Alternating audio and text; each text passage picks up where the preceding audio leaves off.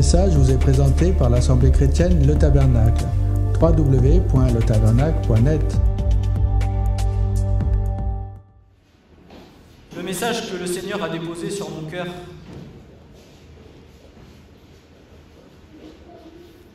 est un sujet qui a été entendu maintes et maintes fois sûrement, que sûrement beaucoup connaissent.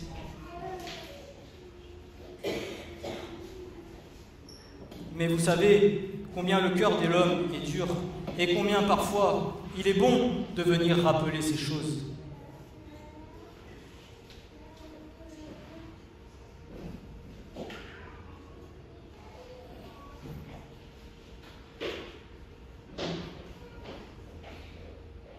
L'intitulé de ce message, c'est « Être humble dans notre marche ».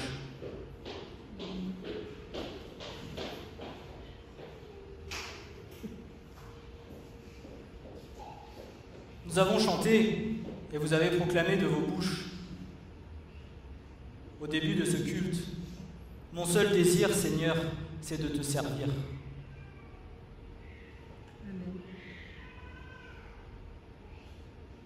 Le Seigneur attend des serviteurs en esprit et en vérité.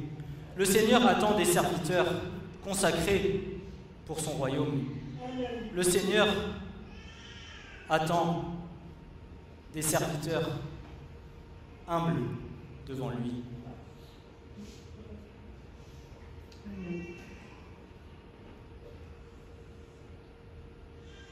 Des serviteurs sages, des serviteurs patients.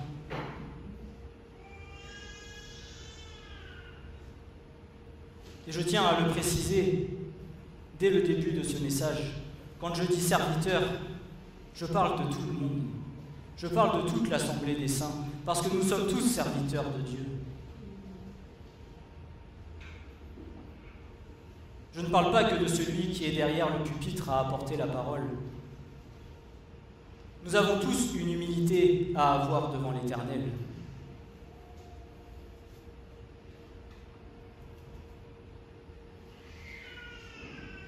Car l'orgueil est un piège par lequel l'ennemi sait comment jouer et sait comment nous détourner de la vérité. Amen. Oui.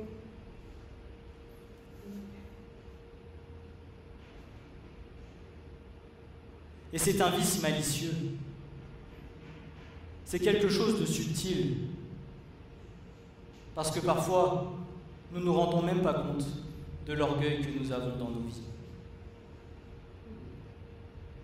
Il nous faut bien parfois passer par des épreuves, que le Seigneur nous montre, que le Seigneur nous rabaisse, afin que nous nous rendions compte à quel point parfois, même dans quelques petits recoins de nos cœurs et de nos vies, nous pouvons avoir des petits rejets d'orgueil.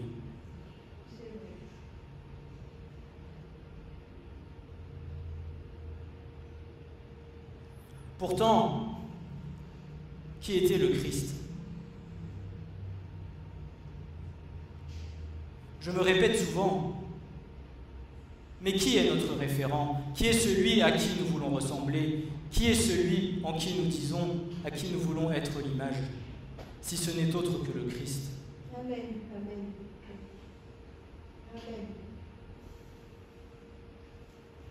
Christ, le Fils du Dieu vivant, en qui la personne de Dieu même était présente. Et pourtant, Christ était humble et doux de cœur. Pourtant, Christ s'est toujours soumis à la volonté du Père et a toujours accompli ce que le Père voulait et non pas ce que lui voulait faire. Amen. Amen. Christ a été jusqu'à la croix pour donner sa vie pour nous, pauvres pécheurs, par qui son sang nous a rachetés de nos fautes et de nos péchés.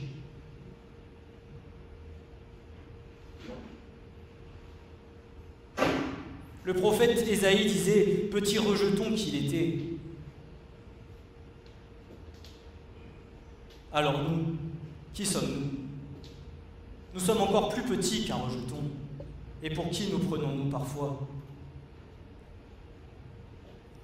Tout ce que nous sommes, nous le sommes non pas par nos propres moyens, nous le sommes non pas parce que nous avons une certaine intelligence, parce que nous avons certaines capacités. Tout ce que nous sommes, nous le sommes par la grâce de Dieu. Tout ce que le Seigneur t'a donné, quelles que soient les capacités qu'il t'a données, que ce soit en termes physiques, en termes d'intelligence, en termes de sagesse, en termes de maîtrise de soi, quel que soit ce que le Seigneur t'a donné, il te l'a donné.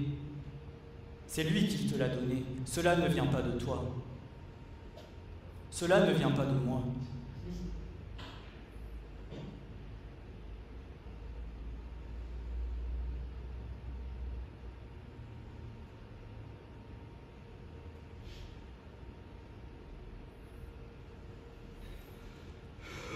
Le message risque peut-être d'être un peu dur ce matin, mais il est important que les choses soient dites. Amen. Amen.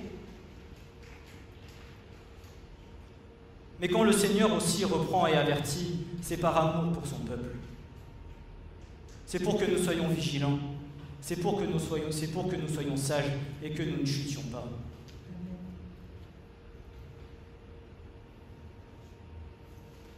D'autant plus que vous savez que nous sommes à la fin des temps et que ceux dont l'ennemi viendra en premier toucher, ce sera les élus. Ce ne sera pas ceux du dehors, ce sera ceux qui appartiennent à Christ. Et l'ennemi sait comment faire. Et l'orgueil est une subtilité qu'il sait utiliser pour amener le serviteur de Dieu dans l'ignorance, dans l'apostasie et le détourner de la vérité de Dieu.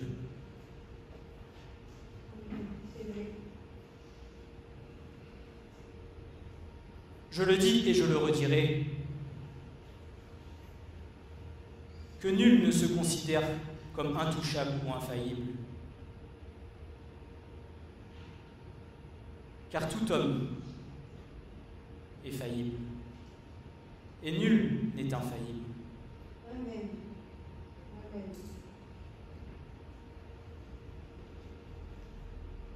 C'est pour ça que l'Éternel nous demande « Soyez sans cesse remplis du Saint-Esprit.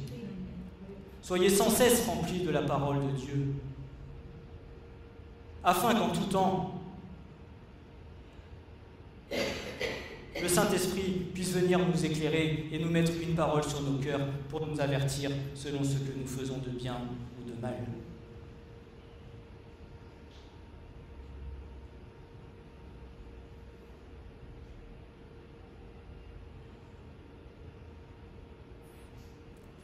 Bien que nous appartenions à Christ, que nous soyons gardés par lui, nous sommes tout de même, jusqu'à ce que le Seigneur l'aura décidé, dans un corps de péché contre lequel nous devons combattre quotidiennement, en gardant pleinement conscience que nul n'est infaillible et intouchable, seul Christ l'était, car il était le témoignage même du Dieu vivant et sans péché. La définition du mot humble, selon la langue française, est la suivante. Une personne qui a conscience de ses limites, de ses faiblesses, et qui le manifeste par une attitude volontairement modeste et effacée. Comment était le Christ? Malgré qu'il était rempli de la présence de Dieu. Comment était le Christ? Était-il toujours sur le devant de la scène? Était-il toujours devant pour se montrer? Au contraire, il était toujours en recul de la foule, en arrière, et se cachait pour accomplir la volonté de Dieu.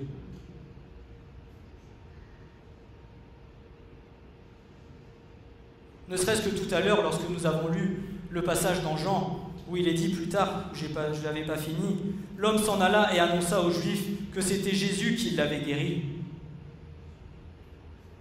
Et à cause de cela, les Juifs persécutaient Jésus et cherchaient à le faire mourir parce qu'il avait fait ces choses un jour de sabbat. Jésus s'était effacé du peuple. Il avait guéri le malade et s'était effacé. Alors que bien souvent aujourd'hui, les serviteurs de Dieu viendront s'approprier leur propre gloire lorsqu'ils viendront à guérir quelqu'un en imposant les mains sur une personne.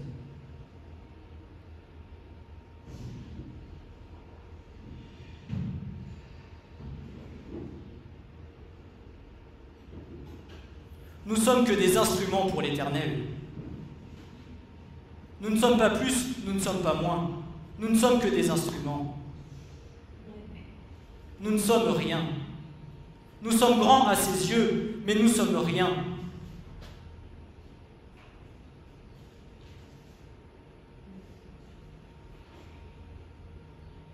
Humble, c'est quelqu'un qui se montre c'est quelqu'un qui montre un grand respect à l'égard d'autrui, qui s'efface de façon exagérée et qui servile devant les autres. C'est quelqu'un qui est d'un caractère simple, modeste, sans prétention ou sans importance.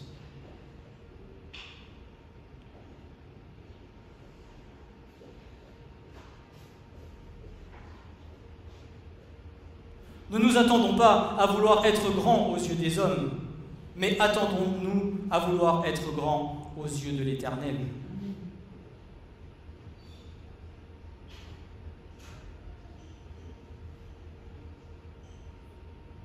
Parce que l'homme, lui, ne se souviendra pas de toi, mais l'Éternel, lui, se rappellera de qui tu es.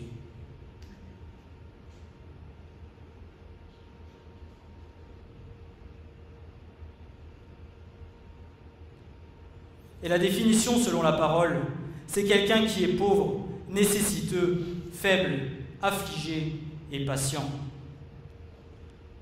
Mais comme nous pouvons le voir, d'après les différentes définitions, que ce soit du dictionnaire ou de la parole, être humble est aujourd'hui tout le contraire de ce que la société recherche.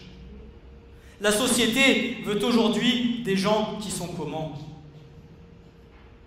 Des gens qui se sentent forts, des gens qui écrasent, des gens qui humilient, des gens qui jugent. Des gens qui font le mal et non le bien. Autrement dit, tout le contraire de ce que le Seigneur nous demande de faire selon les ordonnances de sa parole. Pourquoi l'enfant de Dieu est-il rejeté dans le monde? Pourquoi dans le monde du travail, dans le quotidien, les enfants de Dieu ont-ils tant de mal à trouver leur place? Parce que ce que le Seigneur nous demande de faire est tout l'inverse de ce qu'un patron recherche. Vous aurez pour la majorité des chefs d'entreprise aujourd'hui le désir d'avoir une personne à la tête qui vient écraser, qui vient humilier, qui vient juger sans cesse, et non pas celui qui vient être présent pour son prochain, qui vient aimer son prochain, qui vient le soutenir, qui vient le fortifier, qui vient l'encourager. Dites ceci à un patron, vous serez considéré comment?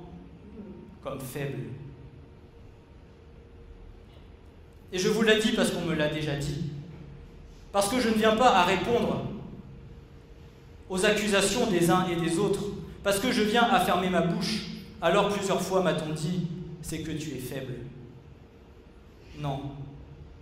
C'est simplement que je respecte la parole de Dieu et que j'obéis au commandement de mon Dieu.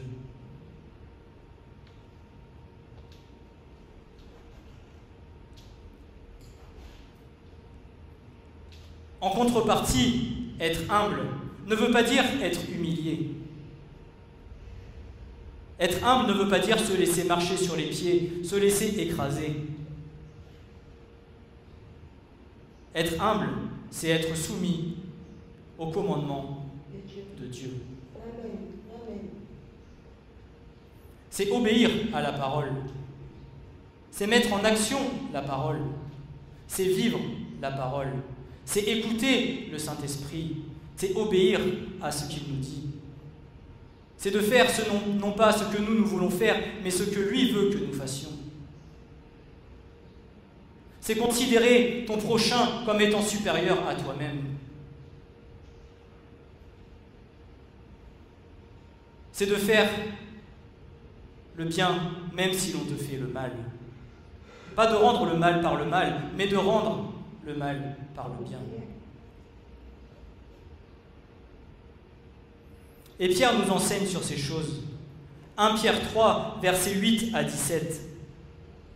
Enfin, soyez tous d'un même sentiment, sympathisants, fraternels, compatissants, humbles, ne rendant pas mal pour mal ou outrage pour outrage, mais au contraire, bénissant parce que vous avez été appelés à ceci.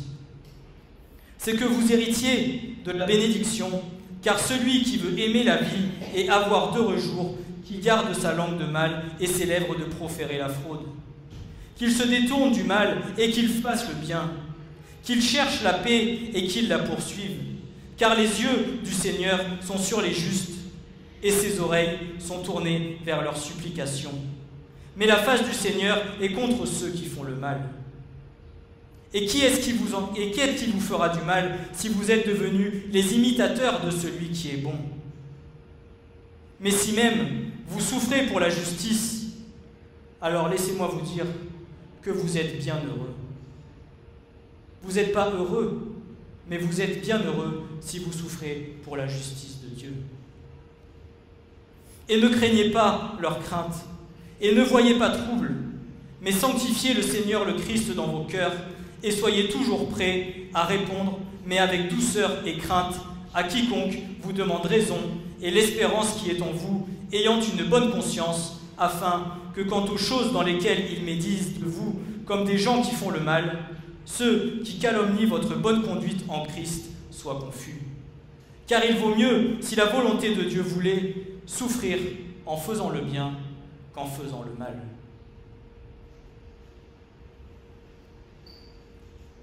Malheureusement, c'est avec ma plus grande tristesse et le cœur contrit devant notre Seigneur que je vous ferai remarquer que de plus en plus, parce que le péché est rentré dans l'Église, s'arrangeant avec la parole de vérité, laissant les portes ouvertes à l'ennemi, que certains responsables d'assemblées, soi-disant chrétiens en apparence, pasteurs ou autres, qu'importe l'appel, feront fonctionner celle-ci comme une entreprise se prenant pour des PDG afin d'avoir la première place plutôt que Christ, notre Seigneur, Sauveur et souverain sacrificateur. L'Assemblée aujourd'hui se doit de fonctionner seulement selon la volonté de Dieu. Les hommes ne sont rien.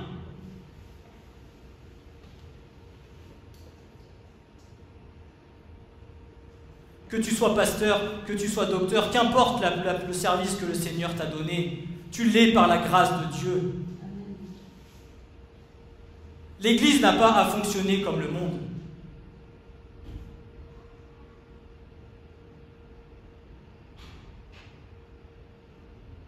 Et aujourd'hui, pour beaucoup, ils cherchent premièrement une image, ils cherchent premièrement une place, dire qu'ils sont à la tête, alors qu'en réalité, uniquement Christ est à la tête et uniquement Christ est le bon berger. Amen. Amen. Même si je prêche et que je suis derrière un pupitre, je ne suis avant tout que la brebis du Seigneur. Je ne suis qu'avant tout un esclave de Christ. Je ne suis qu'avant tout un serviteur de mes frères et de mes sœurs.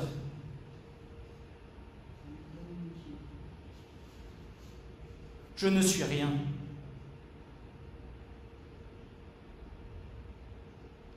L'objectif de nos cœurs doit être qu'une seule chose. Qu'une seule chose.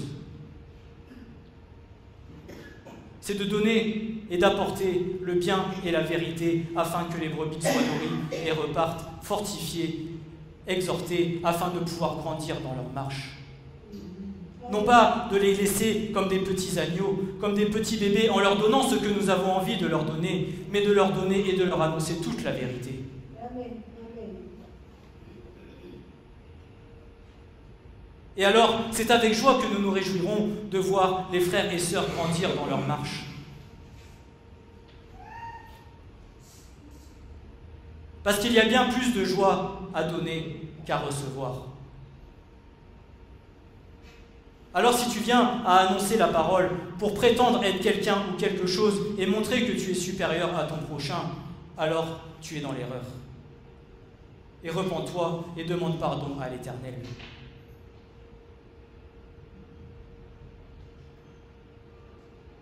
Mais si jamais tu continues dans cette direction et dans cette marche, Tu feras comme Pharaon, plus ça ira et plus ton cœur s'endurcira.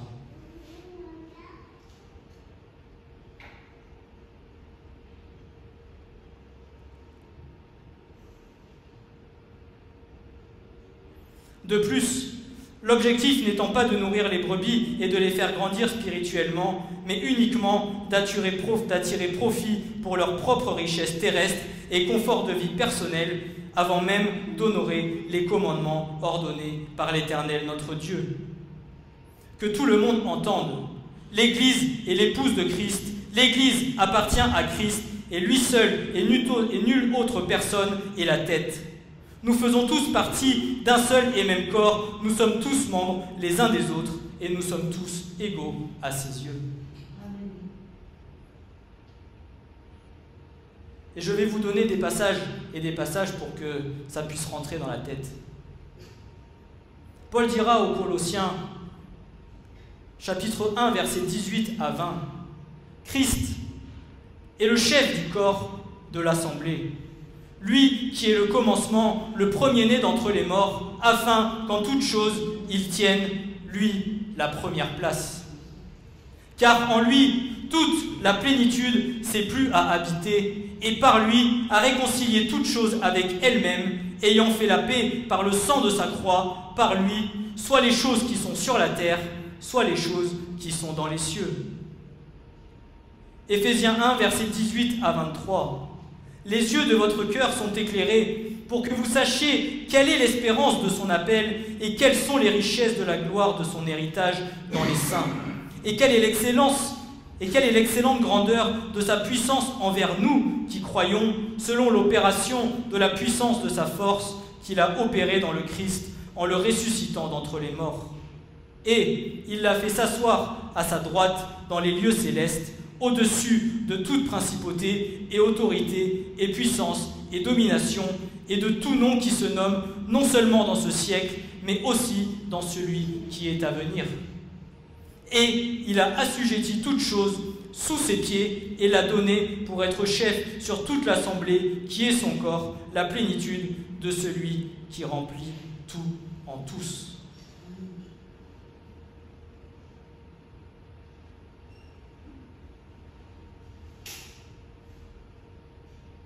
Il est au-dessus de toute principauté et de toute autorité et de toute puissance, et tout a été placé sous ses pieds. Amen. Amen.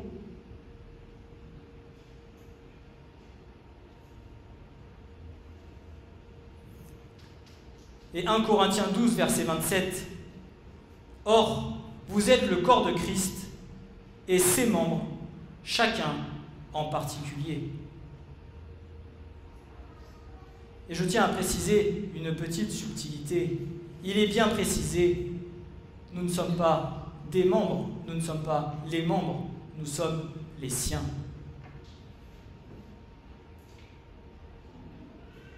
Nous sommes les siens. Nous sommes soumis à son esprit. Nous sommes soumis à sa volonté. Amen. Nous sommes soumis à ce que lui veut accomplir avec nous.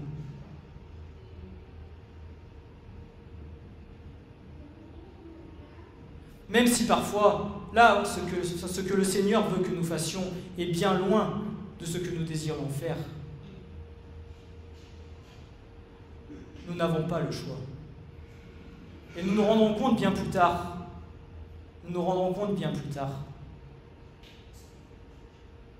que ce que le Seigneur fait est bon pour nous. Et nous viendrons à le remercier pour ce qu'il fait.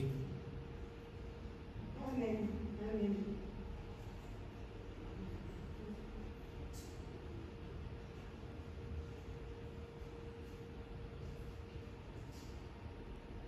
Et Paul dira aux Romains au chapitre 12, versets 3 à 5, « Car par la grâce qui m'a été donnée, je dis à chacun de ceux qui sont parmi vous de ne pas avoir une haute pensée de lui-même, au-dessus de celle qu'il convient d'avoir, mais de penser de manière à avoir de saines pensées selon la mesure de foi que Dieu a départie à chacun.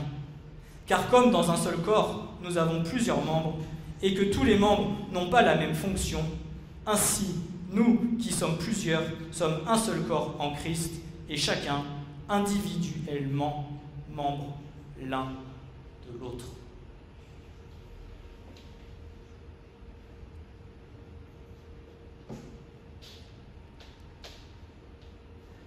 Et c'est pour cela que je tiens à préciser quelque chose.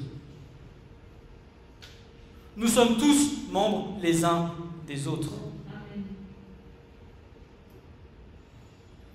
Est-ce que le matin, quand tu te lèves, que tu es réveillé, est-ce que ton bras dit « Non, moi ce matin, j'ai pas envie de me lever, du coup je vais rester couché ». Tu as un bras qui reste couché. Du coup, tu te lèves et il te manque un bras quand tu te lèves.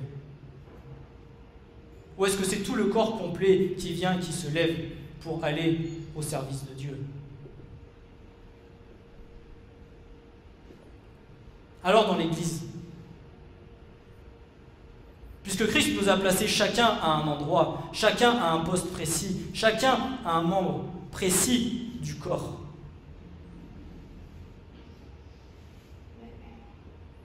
Et là pourtant, des fois, nous nous disons « Seigneur, je suis fatigué, j'ai pas envie d'aller à l'église. Seigneur, j'ai tellement de choses à faire que ce matin, désolé, j'irai pas à l'église. »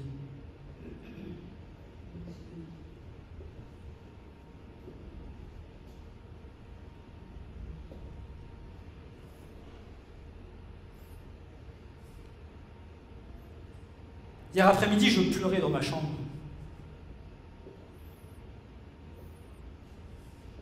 Parce que je me dis, Seigneur, on est tellement capable de trouver des justificatifs pour toi, pour l'Église, de dire je peux pas faire ci, je peux pas faire ça. Par contre, quand il doit y avoir l'anniversaire d'un copain ou d'une copine, là, il n'y a pas de problème, on va trouver la force d'y aller sans aucun souci.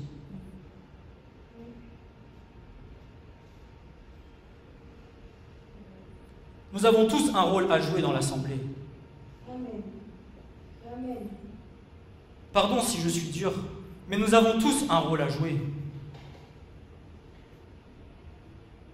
Si ce matin, Babette ou David avaient dit « Ah non Seigneur, j'ai pas envie d'aller à l'église ce matin, du coup tant pis, ils se débrouilleront sans la louange. » Si à l'époque, notre frère Francis, qui apportait tous les dimanches la parole, s'était dit « Oh Seigneur, je suis trop fatigué ce matin, tant pis, il n'y aura pas de prêche. » Où va l'église? Le corps meurt. Le corps meurt. Amen.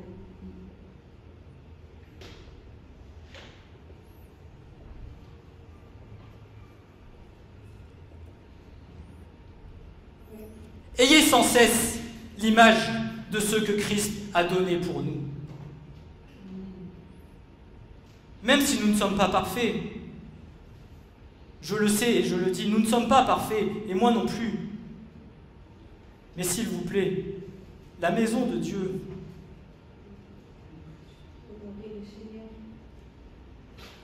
la maison de l'Éternel,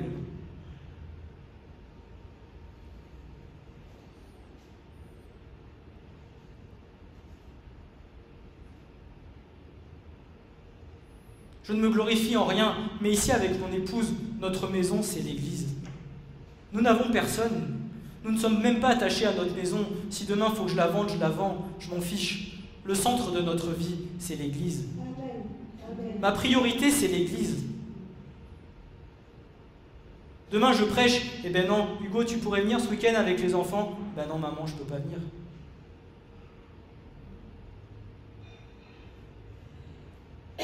Mais parce que j'ai eu des témoignages des anciens qui m'ont fait voir et qui m'ont montré comment servir le Seigneur. Qu'est-ce que c'était que d'être soumis à l'Éternel? Qu'est-ce que c'était que d'être consacré à l'Éternel? Et le désir a toujours été dans mon cœur, Seigneur, c'est comme ça que je veux vivre. Et une fois de plus, l'humilité vient aussi par écouter les conseils des anciens. Nous le verrons un peu plus tard. Être capable de se soumettre aux conseils que les anciens nous donnent. Et bien souvent, par leur expérience, je peux vous dire qu'ils sont rarement à côté de la plaque. Amen. Et qu'il est bien souvent important de suivre les conseils.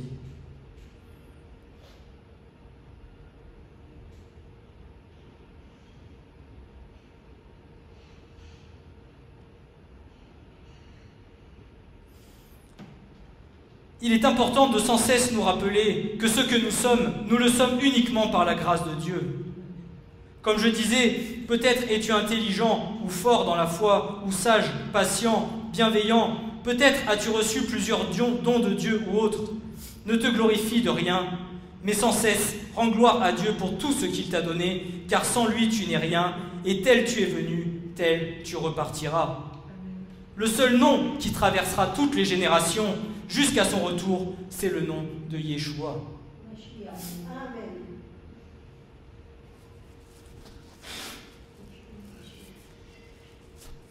C'est le seul et unique nom qui traversera toutes les générations. Si d'ici 80 ans le Seigneur n'est pas revenu, Hugo Teruel, on aura déjà oublié. Tandis que la parole de Dieu, elle aura traversé toutes les générations. Amen. Jésus-Christ a marqué l'humanité par l'œuvre de la croix. Amen. Quels que soient les pays, quelles que soient les religions, quelles que soient les langues, Christ a marqué l'humanité tout entière. Que vous alliez aux États-Unis, que vous alliez au Groenland, que vous alliez en Australie, que vous alliez en Afrique du Sud, demandez qui est Jésus-Christ, tout le monde le sait.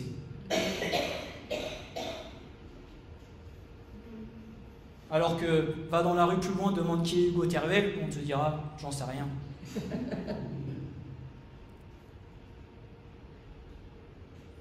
Vous rigolez, mais c'est pour vous faire comprendre à quel point nous ne sommes rien. Amen. Et tout ce que nous sommes, nous le sommes par la grâce de Dieu.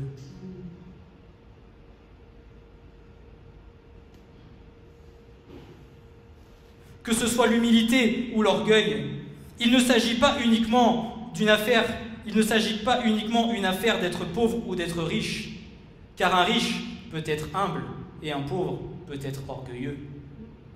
D'une façon d'agir ou de se comporter, c'est avant tout un état de cœur. Être humble, c'est avant tout un état de cœur.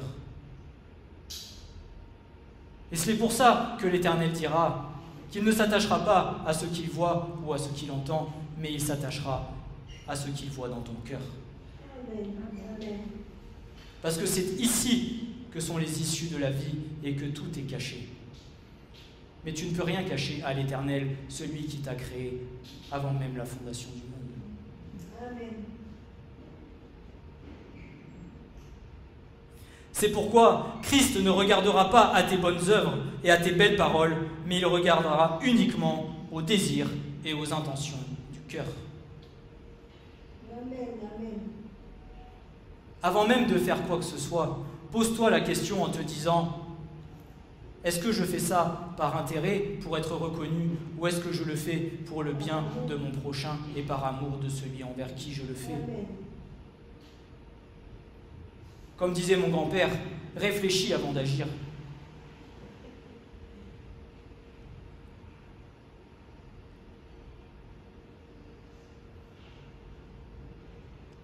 Sers-tu le Seigneur pleinement par amour pour lui, sans rien attendre en retour, ou sers-tu le Seigneur par intérêt, afin de satisfaire ta propre chair? Là est toute l'équation d'un service et d'une marche dans l'humilité.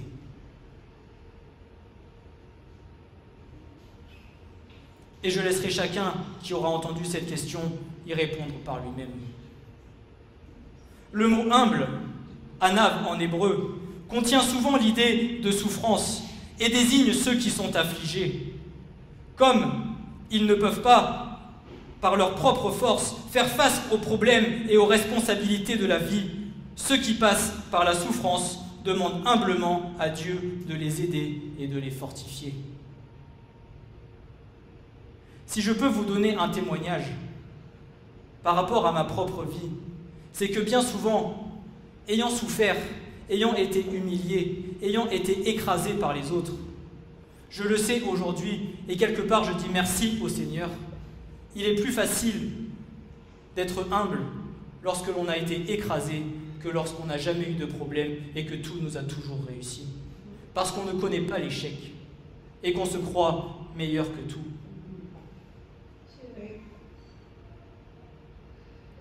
J'en connais certains qui n'avaient jamais échoué dans leur vie, qui aux premiers petits échecs se sont écroulés en disant « Mais c'est pas possible, comment ça se fait? J'ai toujours tout réussi dans ma vie. » Je lui ai dit « Mais tu sais, Les échecs font partie de la vie et c'est les échecs qui nous permettent d'apprendre. C'est bien de réussir tout le temps, tant mieux. Mais les échecs te permettent aussi de te rappeler de qui tu es et de tes faiblesses et de tes capacités. Amen. Amen. Et cela nous apprend à non pas nous appuyer sur nous-mêmes, à non pas nous appuyer sur les hommes, mais à nous appuyer uniquement sur l'Éternel.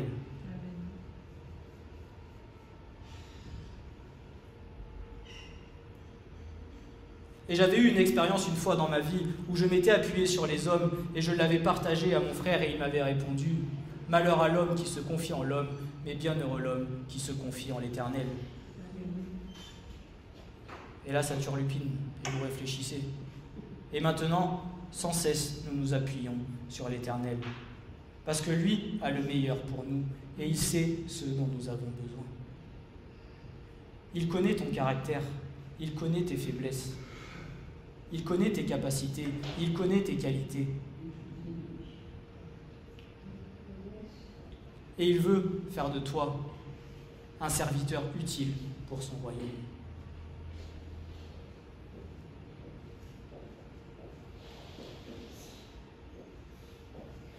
Dieu élève les humbles et les soutient.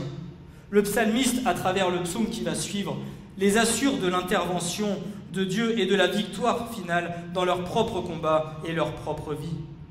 Comme Dieu a soutenu les humbles durant l'ancienne alliance, de même le Christ prend soin de ceux qui, sous la nouvelle alliance, vivent dans l'affliction et dans l'humilité.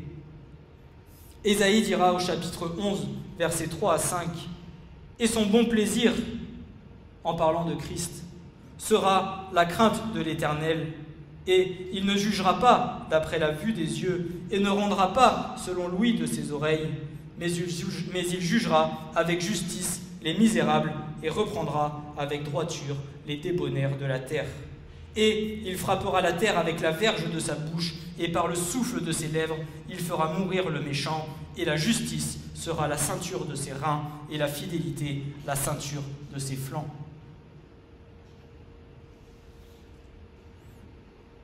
Le débonnaire étant celui ayant une douceur de disposition, une gentillesse d'esprit, une douceur de cœur, la douceur envers Dieu et cette disposition d'esprit par laquelle nous acceptons tout ce qu'il nous donne comme étant un bienfait. Et ceci sans discussion ni résistance. Sans discussion ni résistance.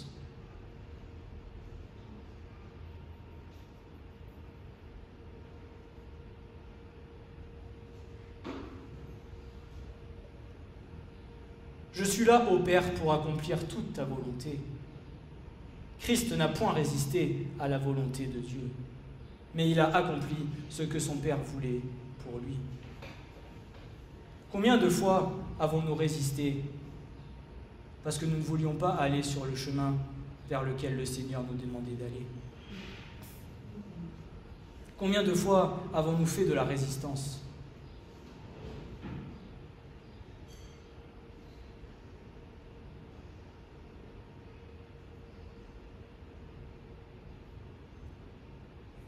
Dans l'ancienne alliance, les doux, les débonnaires, étaient ceux qui s'en remettaient entièrement à Dieu et non à leur propre force pour les défendre contre l'injustice.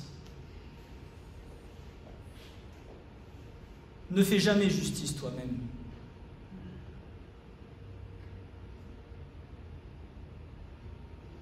Et c'est pour ça que des fois au travail c'est compliqué. Parce que je ne fais pas justice moi-même et que je laisse le Seigneur me justifier en toutes choses.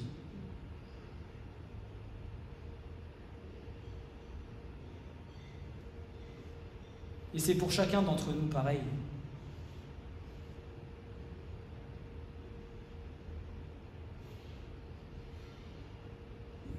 Mais mieux vaut que le Seigneur te rende justice, parce qu'il le fera au moment opportun et comme il le faut.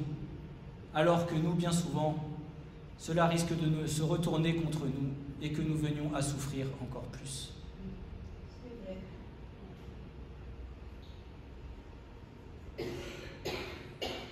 apprendre à maîtriser sa langue, apprendre à se maîtriser soi-même, apprendre à faire confiance en l'Éternel et le laisser pleinement agir comme lui veut le faire. Annoncer les choses qu'il nous demande d'annoncer, annoncer la vérité, mais que toute justice soit faite par l'Éternel.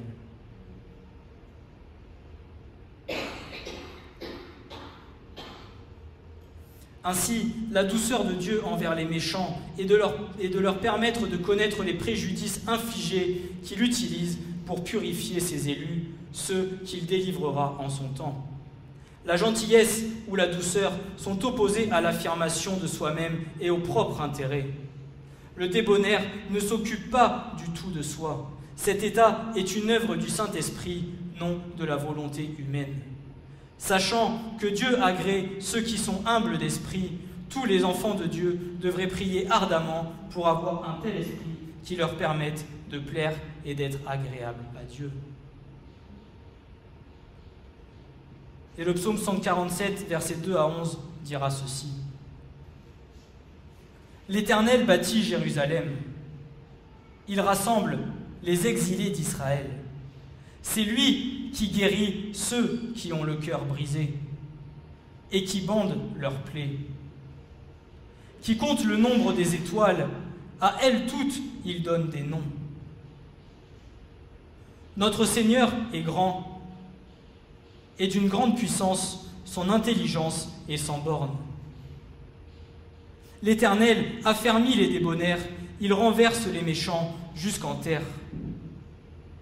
Chantez à l'Éternel avec action de grâce, psalmodiez sur la harpe à notre Dieu, qui couvre les nuages les cieux, qui prépare la pluie pour la terre, qui fait germer l'herbe sur les montagnes, qui donne la nourriture au bétail et aux petits corbeaux qui crient. Il ne trouve pas son plaisir en la force du cheval, il ne se complaît pas aux jambes de l'homme. Le plaisir de l'Éternel est en ceux qui le craignent, en ceux qui s'attendent en sa bonté. Amen. Amen.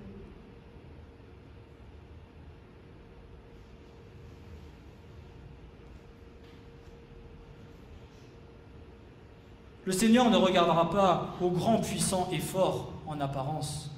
Le Seigneur regardera à celui qui est humble et qui se laisse travailler pleinement par l'Esprit de Dieu, accomplissant sa volonté.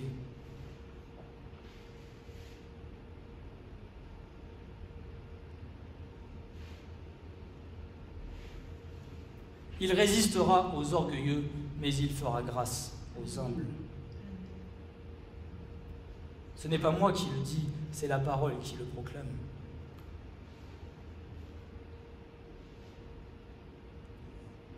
L'homme humble n'a jamais pour ambition d'être le premier. Et qu'est-ce que la parole déclare ? Le premier sera le dernier, et le dernier sera le premier.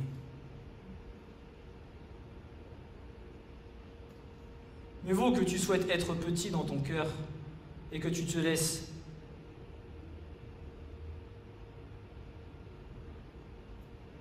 conduire par le Seigneur pour devenir grand, plutôt que de par toi-même vouloir devenir grand et qu'un jour ou l'autre, le Seigneur vienne à te rabaisser.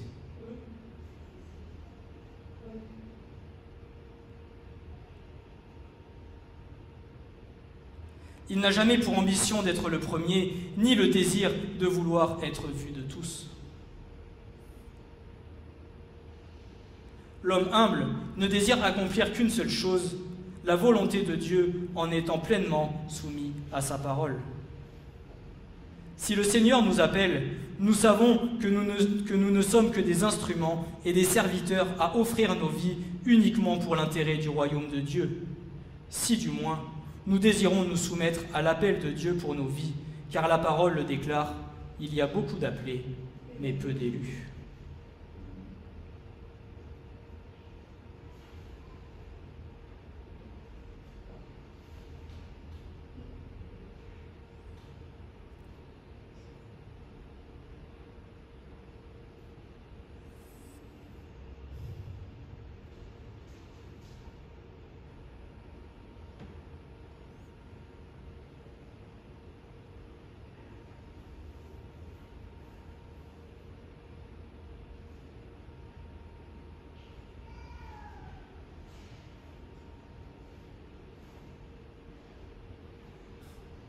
Je te souhaite de vouloir être petit et être caché dans le service de Dieu.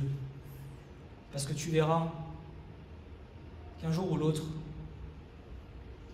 il te mettra aux yeux de tous et tu paraîtras grand devant le Seigneur. Pas pour les hommes, mais pour le Seigneur.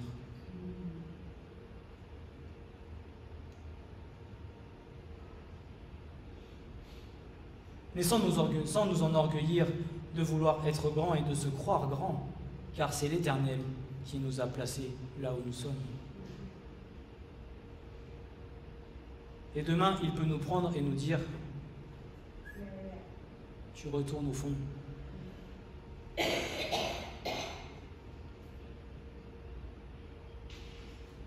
Alors justement, qu'est-ce que la vraie grandeur ? C'est une question d'esprit et de cœur.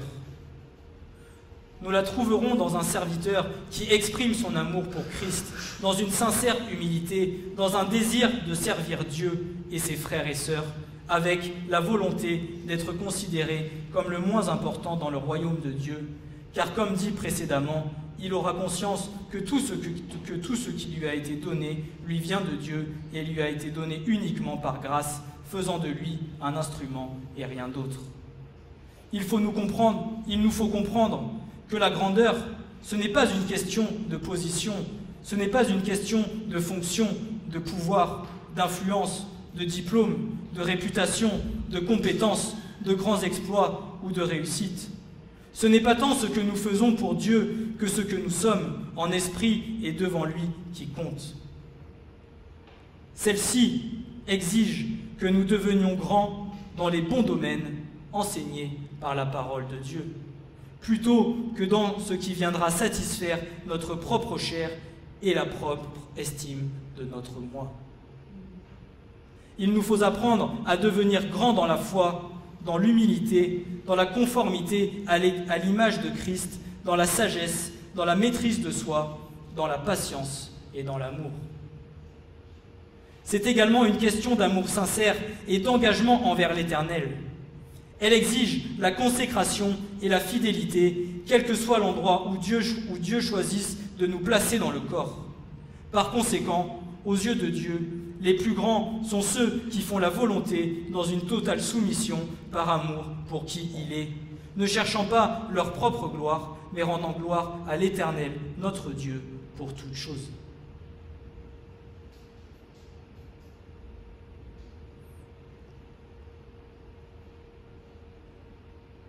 Et l'apôtre Luc nous enseignera au chapitre 22, versets 24 à 30. Et il arriva aussi une contestation entre eux pour savoir lequel d'entre eux serait estimé le plus grand. Et il leur dit, les rois des nations les dominent, et ceux qui exercent l'autorité sur elles sont appelés bienfaiteurs. Mais il n'en sera pas ainsi de vous, mais que le plus grand parmi vous soit comme le plus jeune, et celui qui conduit comme celui qui sert. Car lequel est le plus grand, celui qui est à table ou celui qui sert?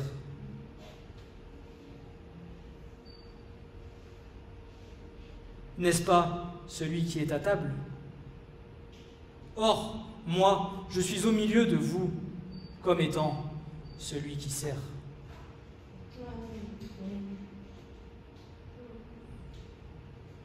Est-ce que vous vous rendez compte de la pesée des mots? Moi, Christ, le Fils de Dieu, celui qui a donné sa vie, moi, je suis celui qui te sert à table. Et nous, après, nous venons là, nous prêchons et nous nous prenons pour des...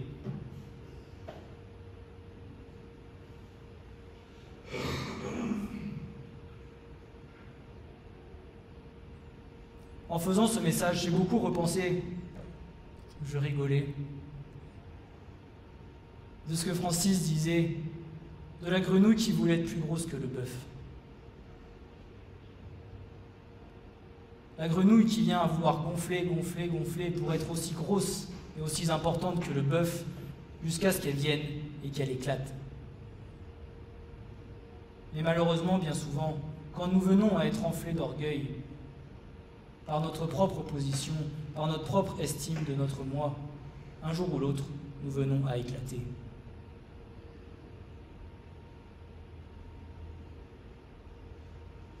Et c'est aussi pour ça que parfois, Dieu fera un peu comme il a fait avec Paul, en lui gardant l'épine au milieu du dos qu'il ne pouvait pas enlever, afin de nous rappeler que parfois nous avons encore des faiblesses et que nous sommes obligés de nous soumettre à son esprit. Amen. Amen.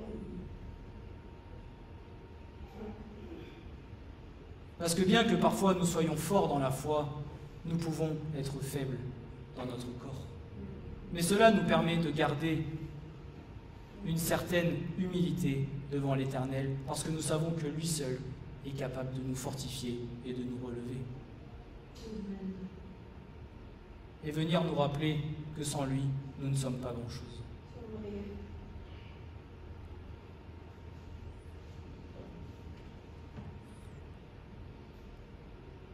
Or moi, je suis au milieu de vous comme celui qui sert. Mais vous, vous êtes ceux qui avez persévéré avec moi dans mes tentations, et moi, je vous confère un royaume comme mon Père m'en a conféré un, afin que vous mangiez et que vous buviez à ma table dans mon royaume, et que vous soyez assis sur des trônes, jugeant les 12 tribus d'Israël.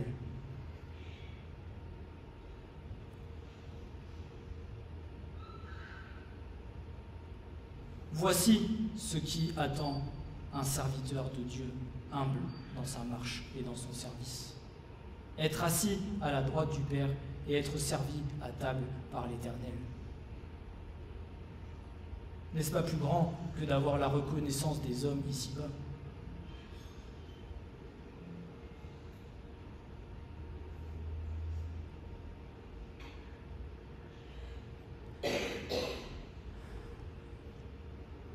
Christ demandera que ceux qui dirigent les assemblées conduisent en étant d'abord des serviteurs de leurs frères et sœurs, les aidant avant tout à accomplir la volonté du Père dans leur vie, en les enseignant par la vérité.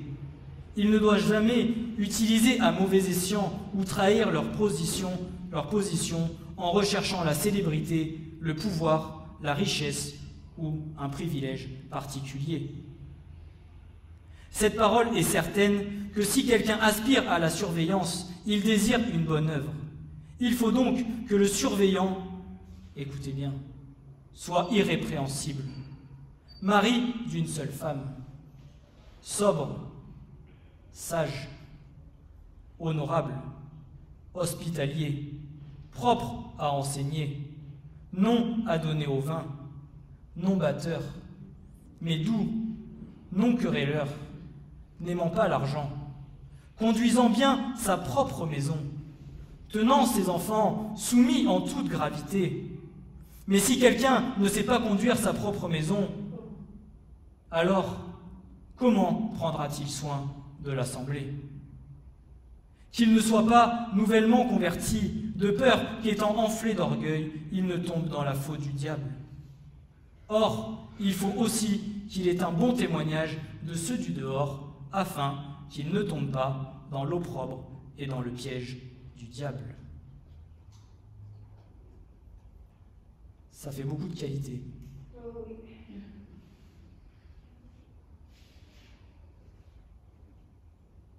À chacun d'entre nous de se mesurer soi-même et de voir là encore où nous avons à travailler.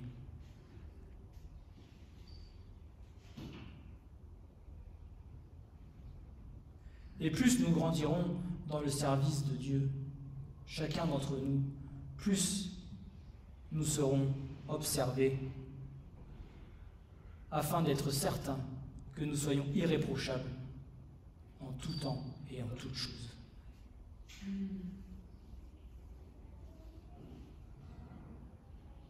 Parce que les yeux ont plus de facilité à voir les défauts qu'à voir les qualités.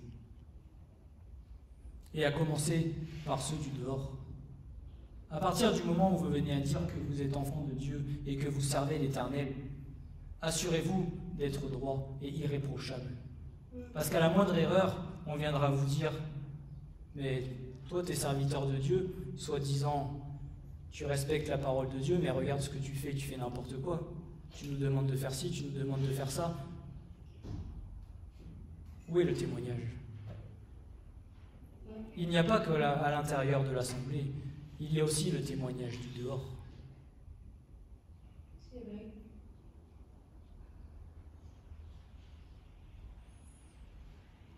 En un mot, il s'agit d'être grand, comme Christ qui a aimé la justice et haï l'iniquité. Il est important de ne pas mélanger l'humilité avec la force. Être humble ne veut pas dire être faible. Bien qu'il y ait certains chrétiens qui font des choses motivées par l'orgueil, d'autres ne font pas certaines choses que Dieu voudrait qu'ils fassent par crainte d'être accusés de faire ces choses par orgueil. Une fois de plus, l'humilité n'est pas une question d'être vu ou non, de ne pas rechercher ces choses pour sa gloire personnelle. C'est accepter d'être ou ne pas être en vue selon le plan de Dieu. C'est laisser Dieu utiliser notre personnalité telle qu'il nous a formés pour ses intérêts à lui et non pas les nôtres. Si l'humilité, ce n'est pas de chercher à s'élever, c'est aussi de se laisser élever même si on ne le désire pas personnellement, comme ce fut le cas lorsque Dieu appela Moïse uniquement par soumission à Dieu. Il ne l'a pas appelé pour s'élever lui-même, pour conduire le peuple en dehors du pays d'Égypte. Il l'a seulement appelé par soumission à lui.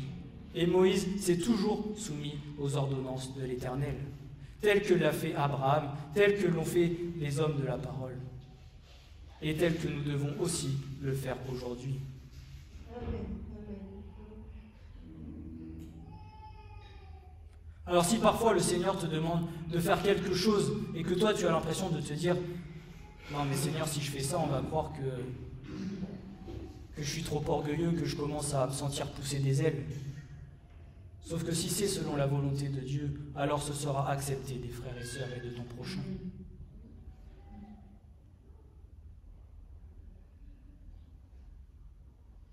Mais nous devons le faire dans une totale soumission envers notre Seigneur.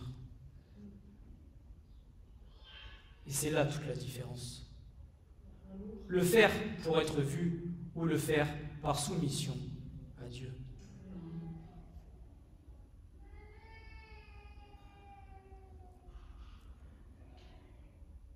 Si cela coûte à l'orgueilleux d'être mis dans l'ombre, il n'en demeure pas moins que cela coûte aux timides d'être mis en vue. L'humilité est de se soumettre et d'obéir à ce que Dieu veut pour nos vies, quels que soient ses plans, c'est-à-dire à Dieu. Je suis là, ô Père, pour accomplir toute ta volonté.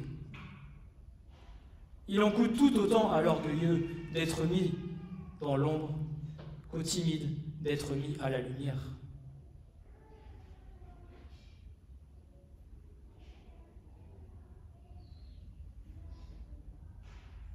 Parce que pour ma part, croyez-moi que j'aurais préféré rester dans mon coin sur ma chaise au fond là-bas.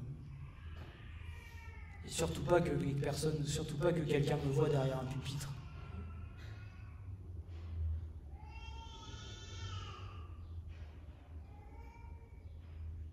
Mais au bout de 10 ans, il y a des choses que le Seigneur m'a fait voir et pour lesquelles le Seigneur m'a préparé. Et je le remercie. Mais ce que je le fais premièrement pour lui et deuxièmement pour vous.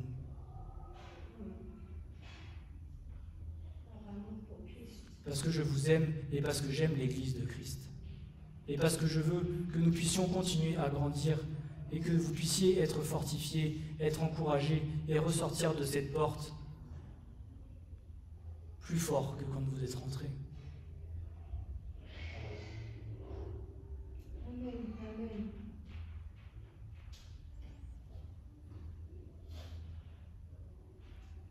L'humilité permet de recevoir les directives du royaume, car nos cœurs ne sont pas disposés à faire ce que nous désirons, mais ils sont disposés à accomplir toute la volonté du Père.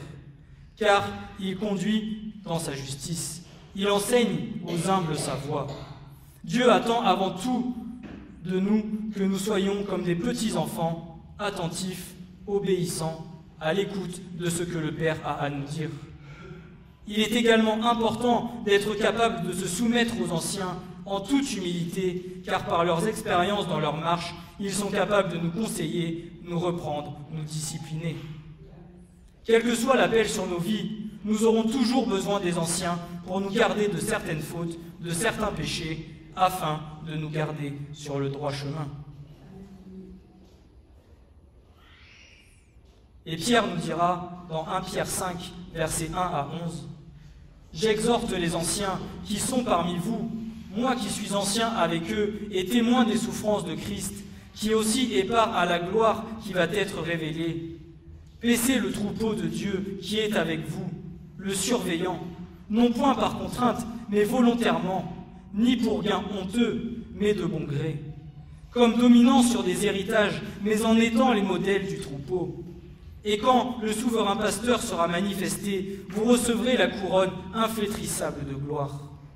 Pareillement, vous, jeunes gens, soyez soumis aux anciens, et tous les uns à l'égard des autres. Soyez revêtus d'humilité, car Dieu résiste aux orgueilleux, mais il donne la grâce aux humbles. Humiliez-vous donc sous la puissante main de Dieu, afin qu'il vous élève quand le temps sera venu, rejetant sur lui tout votre souci, car il a soin de vous. Soyez sobres, veillez, votre adversaire le diable, comme un lion rugissant rôde autour de vous, cherchant qui il pourra dévorer. Résistez-lui, étant ferme dans la foi, sachant que les mêmes souffrances s'accomplissent dans vos frères qui sont dans le monde. Mais le Dieu de toute grâce, qui vous a appelé à sa gloire éternelle dans le Christ Jésus, lorsque vous aurez souffert un peu de temps, vous rendra lui-même accompli, vous affermira, vous fortifiera et vous établira sur un fondement inébranlable.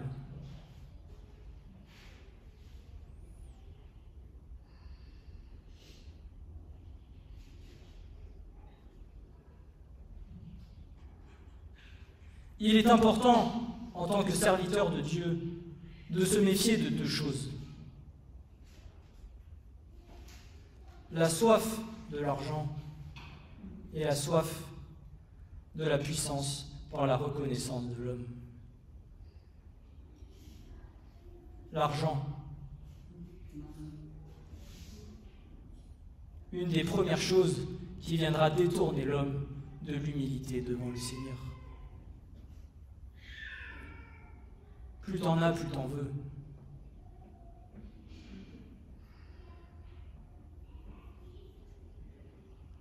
Est-ce que tu sers Dieu ou est-ce que tu sers Mammon? Est-ce que tu sers par amour ou est-ce que tu sers pour profit?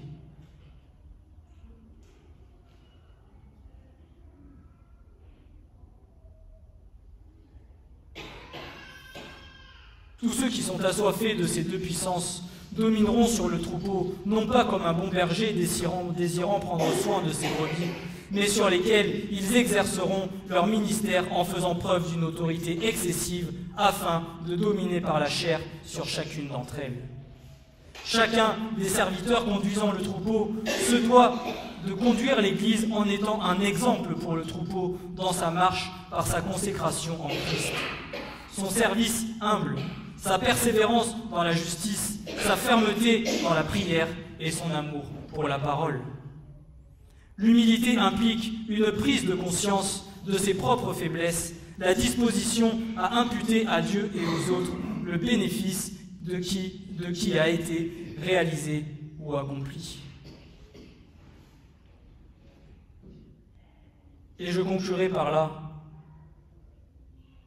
l'apôtre Paul qui dira aux Philippiens, en Philippiens 2, versets 1 à 18, « Si donc il y a quelque consolation en Christ, si quelque soulagement d'amour, si quelque communion de l'esprit, si quelque tendresse et quelque compassion, rendez ma joie accomplie en ceci, que vous ayez une même pensée, ayant un même amour, étant d'un même sentiment, pensant à une seule et même chose. Que rien ne se fasse par esprit de parti ou par vaine gloire, mais que, dans l'humilité, l'un estime l'autre supérieur à lui-même, chacun ne regardant pas à ce qui est à lui, mais chacun aussi à ce qui est aux autres. Qu'il y ait donc en vous cette pensée qui a été aussi dans le Christ Jésus, étant en forme de Dieu, n'a pas regardé comme un objet à ravir d'être égal à Dieu, mais s'est anéanti lui-même, prenant la forme d'esclave, étant fait à la ressemblance des hommes, et étant trouvé en figure comme un homme, il s'est abaissé lui-même, étant devenu obéissant jusqu'à la mort et à la mort de la croix. C'est pourquoi aussi Dieu là-haut, élevé et lui a donné un nom au-dessus de tout nom, afin qu'au nom de Jésus se ploie tout genou des êtres célestes et terrestres et infernaux, et que toute langue confesse que Jésus-Christ est Seigneur, à la gloire de Dieu le Père. Ainsi donc, mes bien-aimés, de même que vous avez toujours obéi, non seulement comme en ma présence, mais beaucoup plus maintenant en mon absence, travaillez à votre propre salut avec crainte et tremblement, car c'est Dieu qui opère en vous le vouloir et le faire selon son bon plaisir. Faites toutes choses sans murmure et sans raisonnement, afin que vous soyez sans reproche et purs, des enfants de Dieu irréprochables au milieu d'une génération tortue et perverse, parmi lesquels vous reluisez comme des luminaires dans le monde, présentant la parole de vie pour ma gloire au jour de Christ, en témoignage que je n'ai pas couru en vain, ni travaillé en vain. Mais si même je sers d'aspersion sur le sacrifice et le service de votre foi, j'en suis joyeux et je m'en réjouis avec vous. Pareillement, vous aussi, soyez-en joyeux et réjouissez-vous-en avec moi. Amen.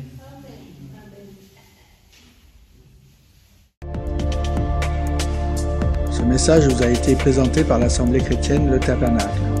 www.letabernacle.net